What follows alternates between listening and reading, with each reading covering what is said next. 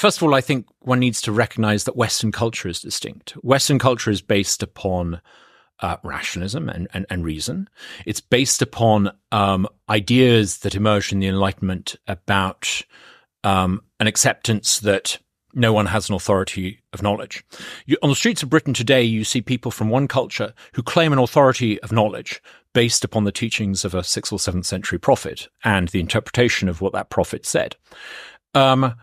Western culture, on the other hand, is very clear, or has been for the past 200 years. No one claims an authority of knowledge. We all recognize in the West that people in the future will know things that we don't today know, and that knowledge is incrementally revealed, not least through the scientific process and through discourse and through trial and error.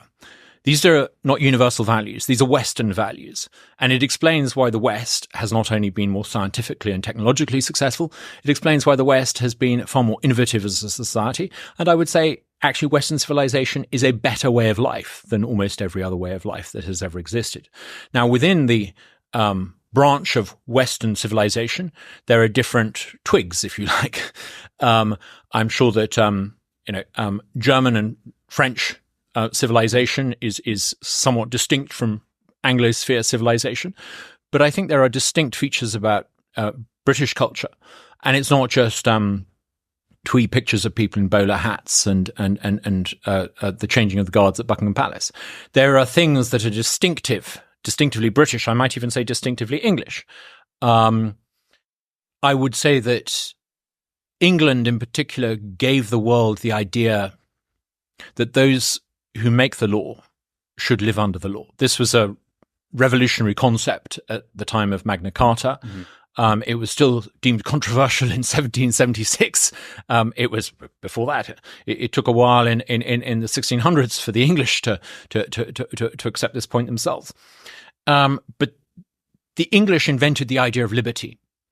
This idea that no one should be above the law, that everyone should live under the law, that those who made the law should be subject to the law. That is a very distinctively English trait. I think English empiricism is a very distinctively English mindset. I think the common law and the idea of the common law is not just a legal reality, it's a cultural reality in this country. The English mindset. How often in England do you hear the phrase, who does he think he is? There's this deep sense of willingness to subvert authority in this country. It's reflected in our humour. So much English humour is about satire, about mocking those in authority. If only the BBC was true to that tradition of English humour, they would have a very rich vein of to mine, rather than be the sort of leftist cliche factory that they so often are. But these are distinctively English things, and they're recognisably English. They're difficult to define, but they're no less real for that. Do you think England is a Christian country? England is certainly shaped by, I travelled here on the tube. I came through a tube station called Parsons Green. I got off at Westminster. I travelled through places like St James and Charing Cross. It's the very map of the London Underground has got a Christian imprint.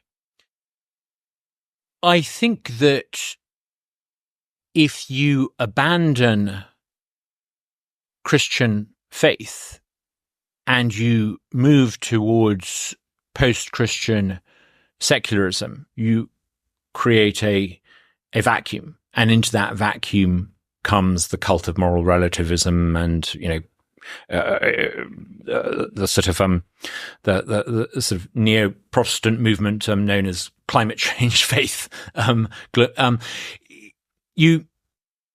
think what I'm trying to say is, I think it was G.K. Chesterton who said something to the effect that if someone stops believing in God, they don't believe in nothing, they believe in anything. Mm-hmm. And we're seeing that. And one of the articles of faith of the ruling intelligentsia, who are no longer Christian, is that they believe in things like kumbaya, cultural relativism.